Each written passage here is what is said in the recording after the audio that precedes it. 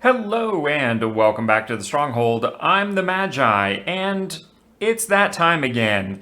It's midweek, and I want you to play some Magic because you can win 2 rare or better ICRs in doing so.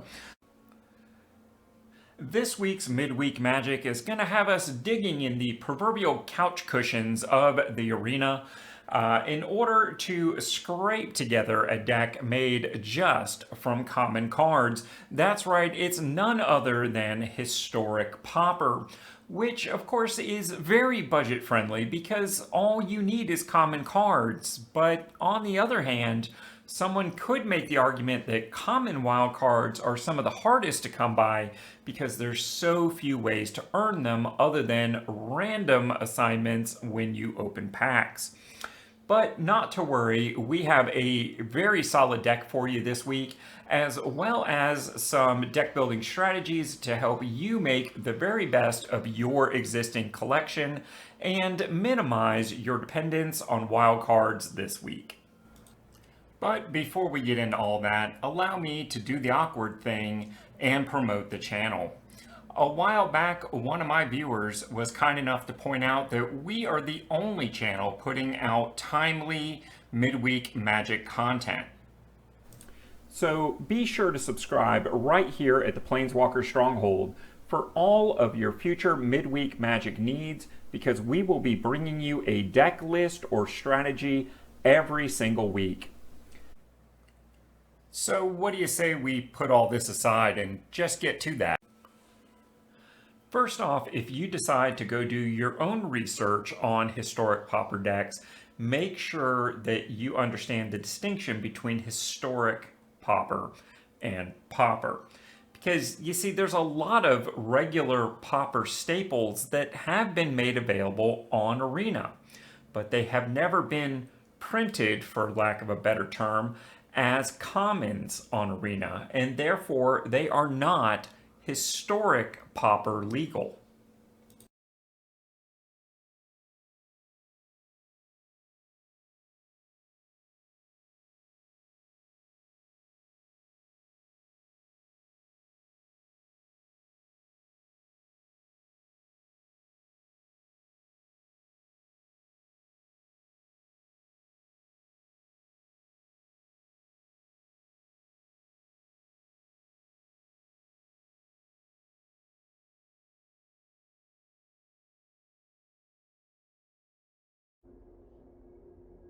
All right, so let's take a moment and go through this deck breakdown.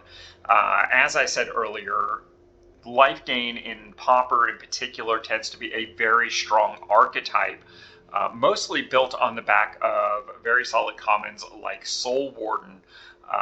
Whether you go with the Azorius build that we're talking about today or almost any Lifegain build, Soul Warden is one of those common cards that you are absolutely going to want. That and things like Celestial Unicorn just gives you a very solid pump effect straight across the board, and makes it really difficult for aggro or direct damage decks to finish you off before you're able to stabilize. One of the things that is more specific to the Azorius build is Marauding Blight Priest. Whenever you gain a life, each opponent loses a life, which basically takes you off the aggro win con necessarily, and makes some of the removal a little less potent, because either they're dealing with the Blight Priest with an alternate win con, or they're using it to deal with something like your Celestial Unicorn that gives you the more aggro finish, or they're having to use it on your enablers like Impassioned Orator. All in all, the idea here is just keep gaining life and getting more and more out of reach. Your lands like Scoured Barrens give you yet another source of life gain. And then you've got things like Courier Bat. When it ETBs, if you gain life this turn, return up to one target creature card from your graveyard to your hand. So now your opponent has used removal to deal with, say, your Impassioned Orator. Next turn, you are dropping Courier Bat, getting your Orator back to your hand as pseudo card advantage. Similarly, something like Urborg Repossession, return target creature card from your graveyard to your hand, just lets those things like your Soul Warden, your Impassioned Orator, your Celestial Unicorn, and your Marauding Blight Priest, just have that many more opportunities to shine within the deck. All in all, this deck has 5 recursive card slots, and that is pretty darn good for a non-reanimator version of a Pauper deck. And this deck tends to be particularly budget friendly at roughly 47% cards that are free in your collection. Another 30% or so of the deck can be found through just grinding standard playable cards. And that leaves only about 23% that would really require a wild card more than likely. Now, of course, there's a variety of packs available out there for you. You might have some other things in your collection. If you haven't checked out comprehensive codes, you should definitely do that. But things like these particular cards, for the most part, tend to be very budget friendly and very much cornerstone cards in the format. Now, we all open a variety of packs throughout our career here on Arena, and if you want to check out what's in your collection to know exactly what might fit for you, all you really got to do is just drop in here, make sure you've got collected selected, and just restrict to common for a Pauper event. And when you hit OK, that's going to bring up every single common that you've got, and then just narrow down a theme by typing in life. And that is now going to show you every single card that you own that is relevant to a Lifegain, Lifelink style strategy. Of course, things like Charm Stray are in your new player experience.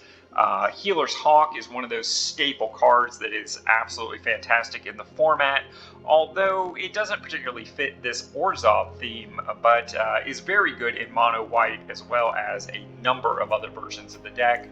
One of my personal favorites is Moment of Triumph, as it allows you to just really wreck combats, oftentimes by not only saving a creature, but also pumping other creatures on the board and gaining life to boot. Just gets really, really ridiculous.